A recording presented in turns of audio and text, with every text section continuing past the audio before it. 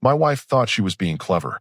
For 3 weeks, she'd been sneaking around, helping what she claimed was a girlfriend from work with apartment hunting and decorating advice. Late-night texts, weekend trips to Target and Home Goods, hushed phone conversations that ended the moment I walked into the room. The red flags were there, but I trusted her. 15 years of marriage had earned her that benefit of the doubt. Until last Tuesday, when her phone buzzed on the kitchen counter while she was in the shower. The message preview lit up the screen. Thanks for the lamp recommendation. My place is starting to feel like home thanks to you. Can't wait to show you how it all came together. From someone named. Well, let's just say it wasn't any girlfriend I'd ever heard of. It was him, the ex-boyfriend from college. The one who broke her heart 20 years ago before we met. I sat there staring at that message, my coffee getting cold, as puzzle pieces clicked into place. The weekend shopping trips weren't with any coworker. The decorating advice wasn't innocent. This guy had moved to our city, and somehow, she'd become his personal interior design consultant. When she came downstairs, hair still damp, reaching for her phone with that casual smile she'd been wearing for weeks, I was ready. So, tell me about your new friend, I said, sliding her phone across the counter. Her face went white, then red. Then she tried the defensive route. It's not what you think. Really? Because what I think is that your ex-boyfriend moved to town, and instead of telling your husband, you've been playing house with him for 3 weeks. I was helping him get settled. That's all. Behind my back. Because I knew you'd react like this. Her voice pitched higher, that tone she used when she knew she was caught. You're being paranoid and controlling. Controlling. That's rich, coming from someone who'd been living a double life for most of the month. How long has he been in town? Does it matter? It matters because my wife has been lying to me. It matters because you've been sneaking around. It matters because you thought I was too stupid to figure it out. She crossed her arms, full defensive mode now. Look, he needed help. He doesn't know anyone here. I was just being a decent person. A decent person would have mentioned it to her husband. So I could deal with your jealousy and insecurity? There it was. The accusation designed to make me back down, to make me feel like the unreasonable one. Classic manipulation. Paint the victim as the problem. I set my mug down carefully. You want to talk about insecurity? Let's talk about a woman who can't tell her ex-boyfriend no when he comes sniffing around her marriage. That's not. He wasn't. He wasn't what? Using the oldest trick in the book? Help me decorate my apartment. I'm so lost without a woman's touch. I shook my head. And you fell for it. Or maybe you wanted to fall for it. Her jaw tightened. You don't know what you're talking about. I know enough. I know you lied. I know you chose to help him instead of being honest with me. I know you're standing here trying to make me feel crazy for not wanting my wife to play house with her ex. I'm not playing house with anyone. No? Then why all the secrecy? Why the lies about girls' trips to Target? Why the fake girlfriend story? She opened her mouth, then closed it. No good answer for that one. Because you knew it was wrong. I continued. You knew exactly how inappropriate it was, and you did it anyway. Then you lied about it. For weeks. The silence stretched between us. I could see her mind racing, trying to find some angle, some way to flip this back on me. But the evidence was sitting right there on her phone. He's just a friend, she said finally, her voice smaller now. Friends don't require lies, sweetheart. Friends don't require cover stories. Friends don't make you sneak around behind your husband's back. I stood up. But ex-boyfriends with ulterior motives? They require all of that and more. She stared at me, and for a moment, I thought maybe she'd come clean. Maybe she'd admit what this really was, and we could deal with it head on. Instead, she doubled down. You're blowing this way out of proportion. It's innocent. You're acting like I'm having an affair. Emotional affairs start exactly like this. With lies. With secret meetings. With choosing someone else over your spouse. I haven't chosen anyone over you. Haven't you? When you decided to help him instead of being honest with me, what was that? When you lied to my face for 3 weeks, what was that? Her phone buzzed again. Another message from him. She grabbed it quickly, but not before I saw the heart emoji at the end of whatever he'd sent. Heart emoji. To my wife. From her ex-boyfriend. I almost laughed at the absurdity of it. Almost. You know what the funny thing is? I said, heading toward the door. He played you perfectly. The helpless guy act. Needing advice about curtains and coffee tables, making you feel needed and special, and you ate it up. Where are you going? To work. To think. To figure out what I'm married to. Don't be dramatic. Dramatic? I turned back to face her. My wife has been lying to me, helping her ex-boyfriend set up house and accepting heart emojis from him. But I'm the one being dramatic. I left her standing in the kitchen, phone in hand, finally seeing her lies for what they were. But as I drove to work, I couldn't shake the feeling that this was just the beginning. That whatever game he was playing, whatever he really wanted, she was about to find out. And so was I. The question wasn't whether she'd choose him over me. The question was whether I'd still be around when she tried to come back. The next few days were tense. She'd gotten quieter, more defensive. Every conversation felt like walking through a minefield. But instead of backing down or cutting contact with him, she doubled down on her story that it was all innocent. Thursday evening, 3 days before our second honeymoon trip to Napa Valley that we'd planned for months, she brought him up again.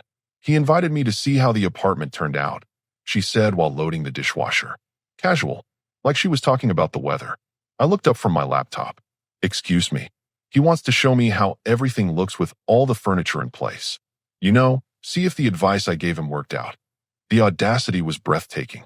And you're telling me this because? Because I don't want you finding out and making it into something it's not. Right? Because visiting your ex-boyfriend's apartment alone is totally normal married behavior.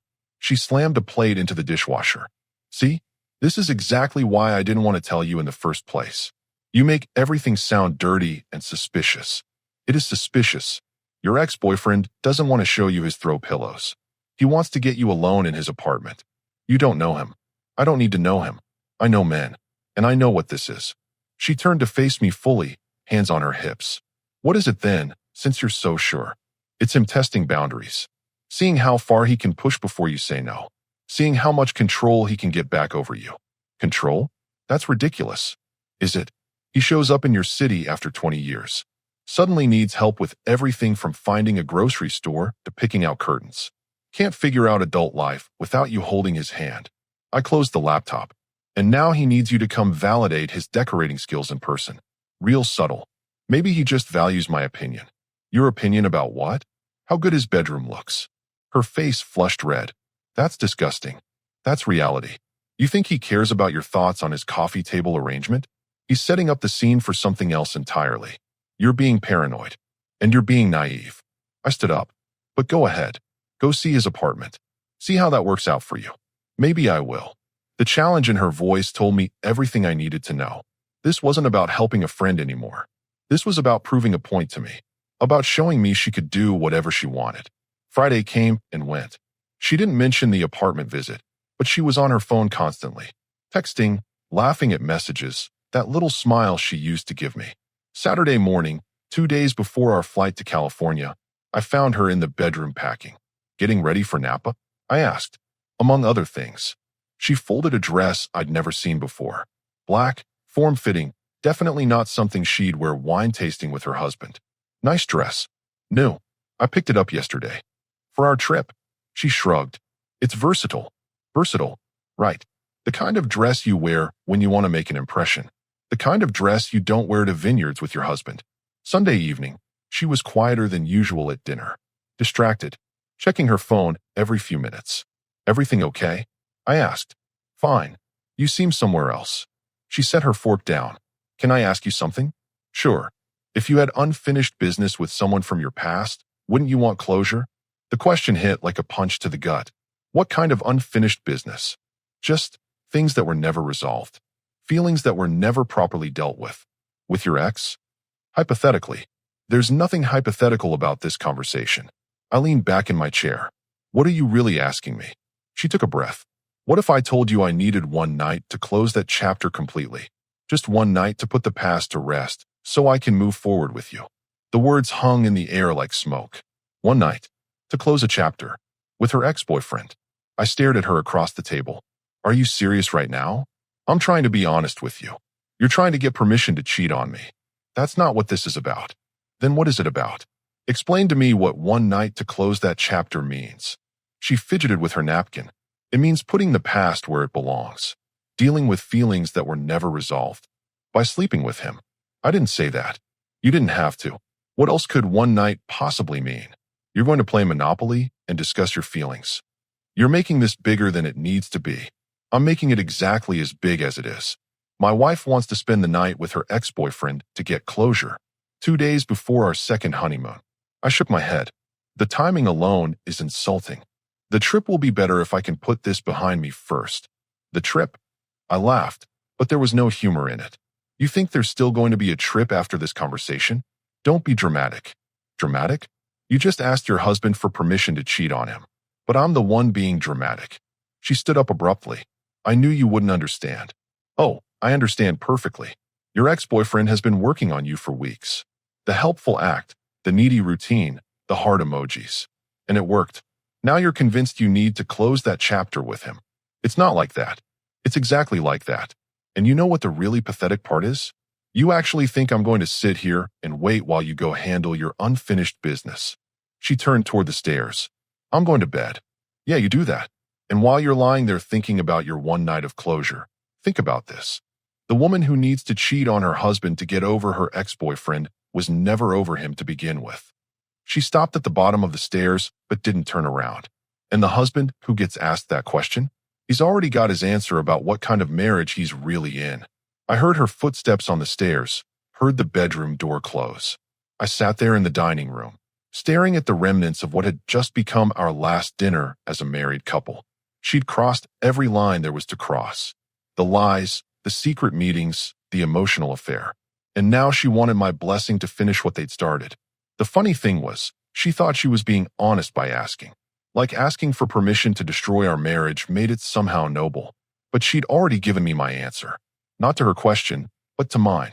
The question I'd been asking myself since I found those messages. What kind of woman was I really married to? Now I knew. And more importantly, I knew what I was going to do about it. Monday morning, she left for work without saying goodbye. I heard her moving around upstairs, getting ready, but she avoided the kitchen where I was having coffee. Fine by me. We had nothing left to discuss anyway. The moment her car pulled out of the driveway, I got to work. First call was to the travel agency. I need to cancel a trip to Napa Valley. Today, sir, with less than 24 hours notice, you'll forfeit the entire cost. I understand. Cancel it. Both rooms, the wine tours, the restaurant reservations. Everything. The agent sounded confused but processed the cancellation. $2,300 down the drain, but money well spent considering what I was buying, my freedom. Second call was to my bank. I need to speak to someone about closing joint accounts. Is your spouse aware of this decision, sir? She will be. I drove to the main branch and spent 2 hours moving money, closing accounts, and removing her access to everything we'd built together. The checking account, savings account, the credit cards where I was the primary holder. She'd wake up tomorrow financially severed from me. Third call was the hardest one. My brother-in-law, who happened to be the best divorce attorney in the state. This is a surprise, he said when I walked into his office. Please tell me you're here about a business matter. I wish I was. His face fell. What happened? I laid it out. The lies, the secret meetings, the emotional affair, and finally, her request for one night to close the chapter with her ex. He sat back in his leather chair, processing. She actually asked you for permission? She thought she was being honest. She was being calculating, testing to see if you'd accept it. If you said yes, she'd have your blessing. If you said no, she'd do it anyway and claim you're controlling. Either way, she wins. In her mind, yes. But legally, she just handed you everything. He opened a file drawer. Adultery might not carry the weight it used to, but emotional affairs and requests for sexual encounters with third parties? That's still powerful in court. I signed papers for the next hour. Petition for dissolution of marriage. Financial disclosures. Asset division requests. Everything needed to end 15 years of marriage as quickly and cleanly as possible. How fast can this move? I asked. With her behavior and your documentation? Fast. Especially if she doesn't contest. She will. Then we'll be ready. By 3 in the afternoon, I'd accomplished more than most people do in a week of marital crisis. The trip was canceled, the money was secured, the divorce was filed. All that remained was the execution. I stopped by a phone store and got a new number. Then I went home and started packing her things. Not angrily, not vindicatively, just methodically. Her clothes, her books, her personal items. Everything that belonged to her went into boxes. I wanted her out, but I wasn't going to be accused of throwing her belongings in the street. The most important item went in last, a letter I'd spent an hour writing. Clear, direct, and final. No emotion, no anger, just facts and consequences. By the time I finished, the living room looked like a storage unit. 15 boxes of a marriage, ready to be collected. I ordered dinner from that steakhouse downtown. The expensive one she always said we couldn't afford for just a regular Monday night. Tonight felt like a celebration. I was celebrating the end of being disrespected in my own house. She got home around 6:30, same as always. I heard her car in the driveway, heard her keys at the front door. Then silence. "What is all this?" she called from the living room. I finished my steak, wiped my mouth, and walked out to meet her. She was standing among the boxes, looking confused and slightly panicked. "Your things," I said simply. "My things." "What do you mean, my things?" I handed her the envelope with her name on it. "Everything you need to know is in there." She tore it open, her eyes scanning the page. I watched her face change as she read. Confusion to disbelief to shock to panic. "You canceled our trip?" "I did." "You closed our bank accounts?" "The ones where I was the primary holder, yes." "You filed for divorce?" "This morning." She looked up from the letter, her face pale. "Are you insane?" "Over one conversation. Over 3 weeks of lies. Over an emotional affair. Over you asking permission to cheat on me." "I didn't ask permission to cheat. You asked for one night with your ex to close a chapter. What exactly did you think that meant?" I thought we could work through this. We could have. 3 weeks ago when you first started lying to me. We could have when you first started sneaking around with him. We could have yesterday morning before you asked me to let you sleep with him. I gestured to the boxes. But not anymore. You're throwing away 15 years over a misunderstanding? I'm ending 15 years because you chose another man over your marriage. You chose lies over honesty. You chose him over me. This isn't a misunderstanding. This is consequences. She started to cry. The tears that were supposed to make me feel guilty, make me reconsider, make me be the reasonable one who gives in. "Please don't do this," she whispered. "We can fix this." "No, we can't. Because fixing it would require you to admit what you did was wrong. And you can't do that. Even now, you're calling it a misunderstanding. I made mistakes. You made choices. You chose to lie. You chose to meet him secretly. You chose to help him over being honest with me. You chose to ask for a night with him instead of working on our marriage." I headed toward the stairs. "I'm just choosing to respond." "Where are you going?" "To bed. You can sleep in the guest room tonight, or you can go stay with him. I honestly don't care which." "Please," she called after me. "Can't we at least talk about this?" I stopped halfway up the stairs. "We did talk. Last night at dinner. You told me exactly where I stand in your priorities. You told me exactly what our marriage means to you. You told me exactly what you're willing to do to it. That's not what I meant. It's exactly what you meant. You just thought I'd accept it." I continued up the stairs. "You thought wrong." I heard her crying in the living room, surrounded by boxes of her life with me. Part of me almost felt sorry for her. Almost. But then I remembered the lies.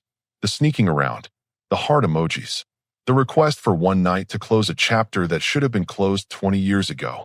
She'd made her choice when she decided to prioritize him over me. I was just making mine by refusing to be her backup plan while she figured out her feelings for another man. Tomorrow would bring more tears, more pleading, more promises to change. But tonight, for the first time in weeks, I was going to sleep peacefully, because I finally knew exactly what I was dealing with. And more importantly, I knew exactly what I was done dealing with. Tuesday morning, she was gone before I woke up. The boxes were still in the living room, untouched. She'd slept in the guest room and left without a word. Perfect. It made what came next much easier. I took a personal day from work and spent it handling details. Changed the locks, updated insurance beneficiaries, removed her access to everything that mattered.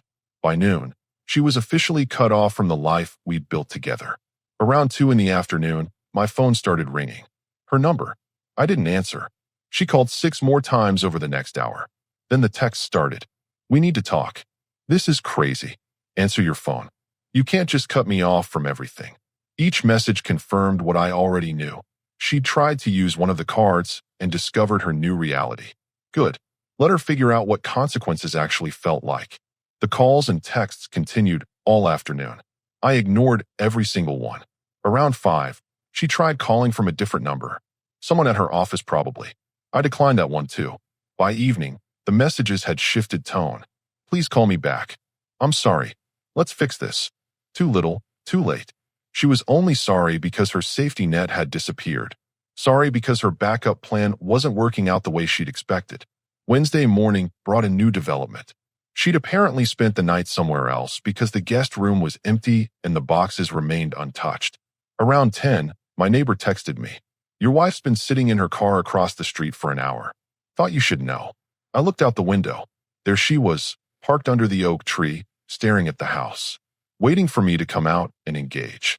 To give her the confrontation, she needed to make this my fault somehow. I made coffee and went about my day, ignoring her completely. She sat there until noon, then finally drove away. That afternoon, my phone rang with a number I didn't recognize. This time I answered. "We need to talk," she said immediately. "No, we don't. You can't just throw away 15 years without a conversation." The conversation happened Sunday night when you asked for permission to sleep with your ex-boyfriend. Everything since then has been consequences. That's not what I asked for. Then what did you ask for? Explain to me what one night to close that chapter means if it doesn't mean what I think it means. Silence. That's what I thought. You can't explain it because we both know exactly what you were asking for. It wasn't about sex, she said quietly. It was about everything. About choosing him over me. About prioritizing your feelings for another man over your marriage. About asking your husband to step aside while you handled your unfinished business with a man you never got over. You're twisting everything. I'm seeing everything clearly for the first time in weeks. Maybe years. Where am I supposed to go? You've cut me off from everything. You should have thought about that before you decided to betray your marriage. You made your choice. Now live with it. I hung up and blocked the number. Thursday evening, she escalated. I came home from work to find her car in the driveway and her sitting on the front steps. She'd been waiting for me. "The locks are changed," she said as I got out of my car. "They are. I live here too. You lived here. Past tense. You made other plans, remember? One night to close a chapter? Well, consider our chapter closed. I never went to see him. I stopped walking toward the door. What? I never went to his apartment. I never had my night of closure. I've been thinking about what you said, and you're right. It was inappropriate. So you're admitting I was right about what you were really asking for?" She looked down. Maybe. Either you were asking permission to cheat or you weren't. Which is it? I was confused. I made a mistake. You made a series of calculated decisions. You lied for weeks. You chose him over me repeatedly. You asked for permission to betray our marriage. None of that was confusion. It was choice. But I didn't go through with it. Because I didn't give you permission. Not because you realized it was wrong. I walked past her to the front door. "You're only here because your plan didn't work." That's not true. I turned back to face her. If I had said yes Sunday night, where would you have been Tuesday evening? She couldn't answer. Exactly. You're not sorry you asked. You're sorry I said no. You're not sorry you betrayed our marriage. You're sorry you got caught. You're not here because you chose me. You're here because he didn't work out the way you hoped. "Please," she said, and the desperation in her voice was almost pathetic. "Let me come home. Let's work on this." Home? You gave up your home when you chose another man. You gave up your marriage when you asked permission to cheat. You gave up everything when you decided I wasn't enough for you. I never said you weren't enough. You didn't have to say it. You showed me. Every lie, every secret meeting, every heart emoji you accepted from him. You showed me exactly where I ranked in your priorities. I unlocked the door and stepped inside. She tried to follow, but I blocked her path. The papers are filed. The accounts are closed. Your things are in boxes in the living room. You can collect them when I'm at work tomorrow. What about our marriage counseling? What about trying to save this? Save what? A marriage where my wife lies to me and asks permission to sleep with other men? There's nothing left to save. She started crying again. Real tears this time, not the manipulative ones from earlier in the week. She was finally understanding that this was really happening, that her actions had consequences she couldn't talk her way out of. "I love you," she whispered. "No, you don't. You love the security I provided. You love the life we built. You love having a backup plan while you explored your feelings for him." I started to close the door. "But you don't love me. Because women who love their husbands don't ask permission to cheat on them. Please don't do this. I'm not doing anything. You did this. You chose this. The moment you decided he was more important than honesty with me, you chose this. The moment you asked for your night of closure, you chose this." I looked at her one last time. "You just thought you could choose him and keep me too. You were wrong." I closed the door and locked it. She stood on the porch for another hour, crying and knocking occasionally. I turned up the television and ignored it all. By Friday morning, she was gone. So were the boxes. She'd taken her things and left, just like I'd told her to. For the first time in weeks, the house was peaceful. No lies, no drama, no walking on eggshells around someone who'd rather be somewhere else. Just silence. Clean, honest silence. And it felt like freedom. The weekend brought a different kind of chaos. She'd realized that getting her things back didn't mean getting her life back. Saturday morning, my phone started ringing from numbers I didn't recognize. First, she tried going through my sister. "She's really sorry," my sister said when she called. "She made a mistake, but she loves you." "Did she tell you what the mistake was?" "She said you two had a fight about an old friend." "An old friend?" "She asked me for permission to sleep with her ex-boyfriend. 2 days before our second honeymoon." The line went quiet. "She what?"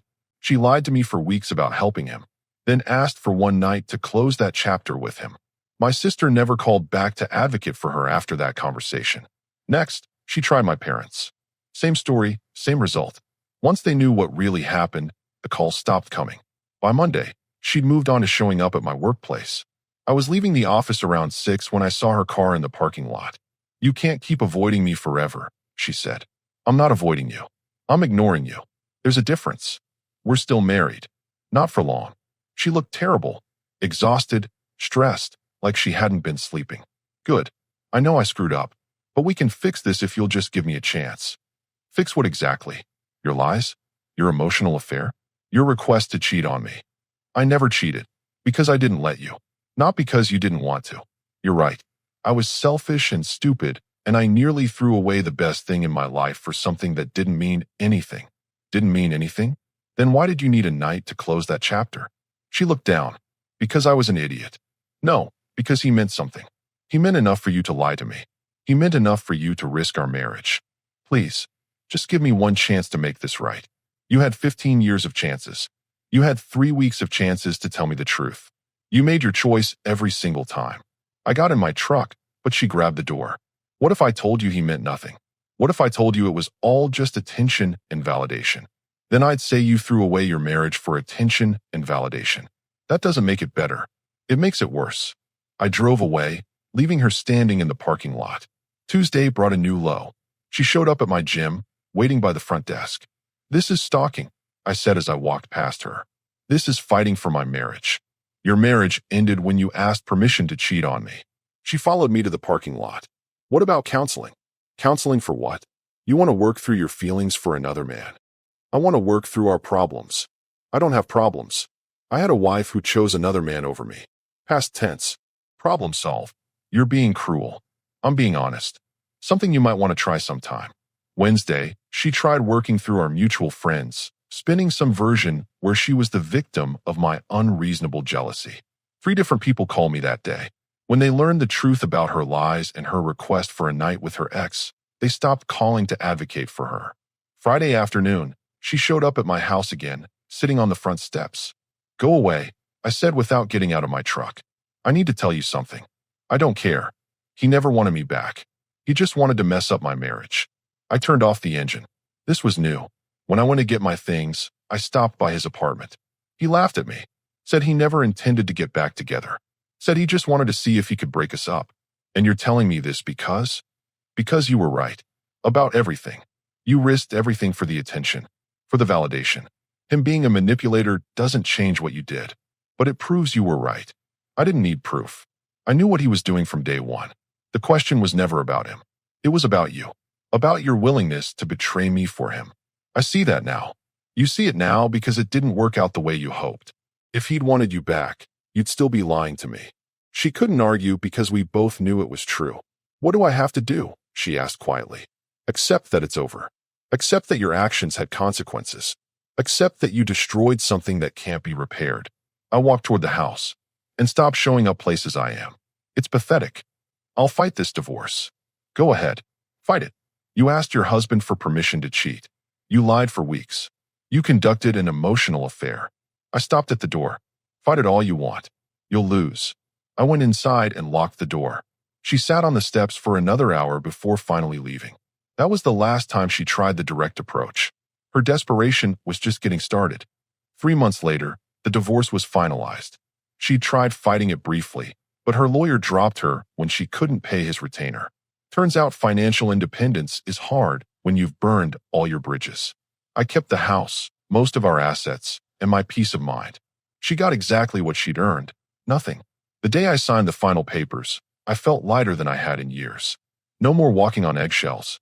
No more wondering what she was really doing when she claimed to be helping friends. No more being married to someone who saw me as a backup plan.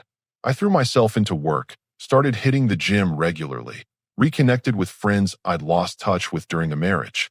Turns out I'd been living a smaller life than I realized, accommodating someone who didn't appreciate what I was sacrificing. 6 months post-divorce, I was a different man. Confident, focused, genuinely happy for the first time and longer than I cared to admit. That's when she tried her final play. I was leaving my favorite restaurant on a Friday night when I saw her in the parking lot. Not hiding this time, just standing by my truck, waiting. "You look good," she said as I approached. I didn't respond, just clicked the key fob to unlock the doors. "I heard you got promoted." "Still nothing from me." "I made a mistake," she said quietly. "The biggest mistake of my life." I finally looked at her. Which mistake? Lying to me? Choosing him over me? Asking permission to cheat? Or thinking I'd take you back afterward? All of it. I ruined everything for someone who didn't even want me. No, you ruined everything because you wanted him. The fact that he didn't want you back is irrelevant. I know that now. You know it now because you're alone and broke and realizing what you actually lost. I opened the truck door. 6 months ago, you thought you were trading up. Now you know you weren't. I was stupid. You were selfish. There's a difference. She stepped closer. What if I told you I've changed? What if I told you I understand now what I had with you? I'd say you're about 6 months too late. People make mistakes. People make choices. You chose to lie. You chose to betray me. You chose to ask for a night with another man. I got in the truck. I chose to have enough self-respect not to accept that. So that's it. 15 years means nothing. 15 years meant everything to me. That's why your betrayal hurts so much. That's why your lies were so devastating. That's why I won't give you a chance to do it again. I would never. You already did. And you only regret it because it didn't work out the way you planned. I started the engine. If he had wanted you back, you'd be with him right now instead of standing in this parking lot begging your ex-husband for another chance. That's not true. It's completely true. You didn't come back because you realized you loved me. You came back because your other option fell through. She started crying, but this time the tears didn't move me at all. "I lost everything," she whispered. "You threw everything away. There's a difference. Please, I'm asking you to forgive me. I forgave you months ago. For my own peace, not for yours." I put the truck in reverse. But forgiveness doesn't mean reconciliation. Forgiveness doesn't mean giving you another chance to destroy me. What am I supposed to do now? Live with your choices. Learn from them. Be better in your next relationship. I backed out of the parking space and stopped showing up places I am. It's been 6 months. Move on. I drove away and left her standing there, finally understanding that some bridges, once burned, can't be rebuilt. 2 years later, I'm remarried to a woman who chose me from day one and keeps choosing me every day. Someone who understands that loyalty isn't conditional, that honesty isn't optional, and that marriage means forsaking all others. My ex-wife never remarried. I hear she's still single, still trying to figure out how she went from having everything to having nothing. The answer is simple. She chose poorly. She chose lies over truth. She chose excitement over stability. She chose another man over her husband. And I chose to be with someone who would never make me question my worth or wonder if I was enough. Some people call it harsh. I call it having standards. Because men who know their value don't accept disrespect. Men who know their worth don't compete for their wife's attention. Men who respect themselves don't give second chances to people who asked permission to betray them. She wanted one night to close a chapter with her ex. I gave her forever to close the chapter on us. Best decision I ever made.